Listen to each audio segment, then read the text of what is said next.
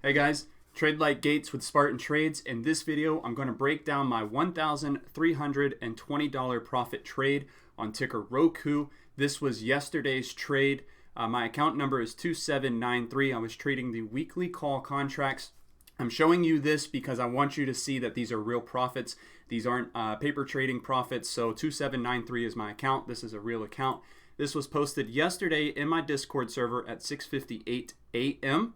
ROKU straight off the watch list and the 170 dip entry mentioned in chat. So let's go ahead and break this trade down. For me to explain why it even made the radar for us in the first place, I have to go back to the weekly chart time frame. So we always want to start our analysis on the larger time frames. That's going to be the weekly chart. That's going to be the daily chart. The larger time frames are going to allow you to see larger areas of support and resistance, right? You want to see those macro levels of support and resistance. So previously, ROKU had pushed up to this price point, pulled back. Pushed up to this same price point, pulled back. Pushed up again to this price point a couple of more times and pulled back. So if we drew a trend line across that main resistance line, we see that 170 is where that mark is at, right? That's where that trend line resistance is at. So we're going to move into the daily chart time frame. Now remember, this trade was conducted yesterday. So we had broken out over the 170 resistance and pulled back, tested it a couple of times. And whenever ROKU was trading really close to that 170 level of resistance, that's what put it back on radar for us, because we knew that this is a macro level. So over this price point, it's likely to continue to run. You know, there is this little bit of resistance here, but we wanted to see this level break and this to close over this price point and get a nice move up and over. Unfortunately, it didn't close over, but it was still tradable. So I'm going to move into the 5-minute chart time frame. Again, this was yesterday's trade, and let's go ahead and break this down. I'm going to zoom in for you so you can see the candles here. All right, so 170 was our trigger. We're going to move this exactly to that 170 mark. And here's the deal. The first 5-minute candles, guys, we'd never trade in the first 5 minutes of market open. Reason being because there are a multitude of things going on in that time frame. You have traders entering new positions for the day. You have traders that were swinging the position from overnight, exiting the position. There's just a lot of movement going back and forth. You know, stocks are likely picking their direction for the day. So for that reason, you know, reversals can happen. When ROKU opened up, it opened up under 170, right? 168, and it just completely blew past the trigger. Moved $4 above the trigger, right? And had a big close up here at this price point. For that reason, right there alone, right, we don't chase the moves. We never chase this first 5-minute candle up.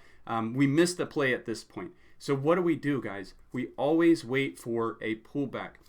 If you follow me on Instagram, I posted that this was called the ROKU retest. This is a retest strategy of an old resistance as a new support. And whenever you have a stock that breaks out over a resistance level, what it likes to do is pull back and test that old resistance as a new support prior to continuing the move up. So that's why this was called the ROKU retest.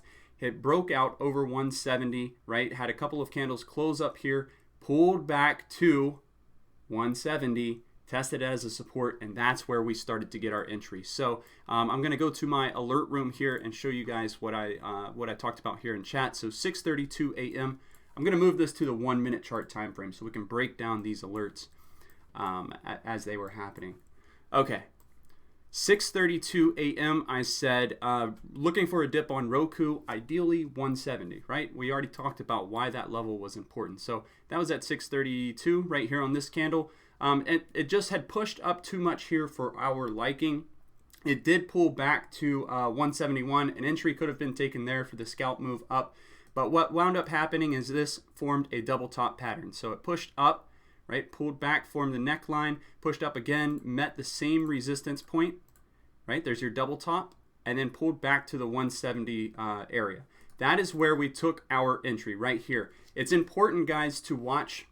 Like if you're trading on the smaller time frame like this, the 1-minute chart, it's important to also watch the 5-minute chart time frame, because what you'll see on this candle here is that ROKU, that 5-minute candle closed below the the 170 mark. So we didn't have confirmation that it was going to bounce.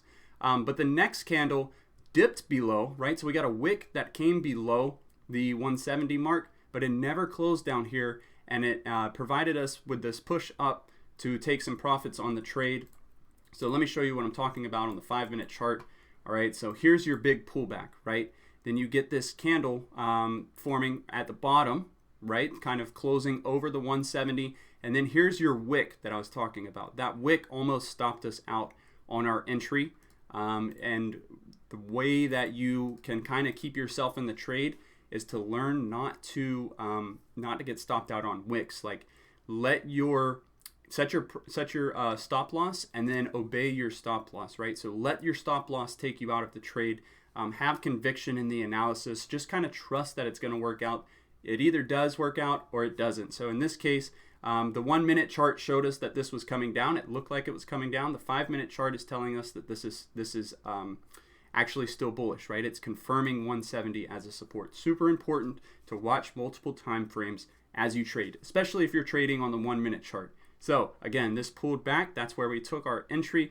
5-minute candle is still closing or holding above the 170 mark. Looked good, pushed up, and wound up breaking, almost breaking to break the high of day right here. Right at this candle, I think it was, oh no, yeah, there was only a 10-minute trade. So right here at the top is where we wound up taking profits. So 643, that's where I said watch ROKU at 170. We want to see if this level holds or not. Let's go ahead and see where that candle was at. 44. Okay, 43. So this was your pullback, right? That's where it was alerted again after I initially alerted looking for the dip. Watch ROKU at 170. We want to see if that level holds or not. That was right here. Take your entry at 170.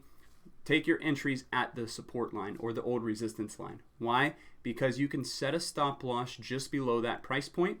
And what that gives you is a low risk play, right? So you have a very tight stop, a $1 stop down to 169 with a high reward play. So our price target would have been 174 area, the high of day, or 20%, depending on what type of trader that you are, depending on your profit taking strategy.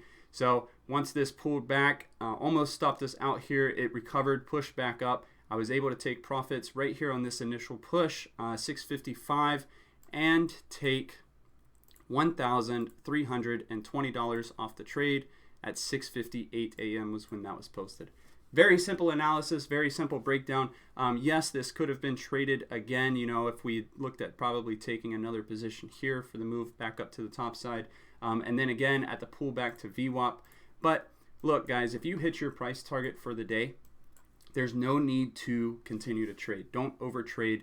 It only takes 1 to 2 A+ setups a week to grow an account consistently. So once you get that price, once you hit that daily goal, just kind of dial it back. Maybe consider sizing down. Obviously, if the opportunity presents itself, jump on that. Make sure you take advantage of it, but don't force any trades.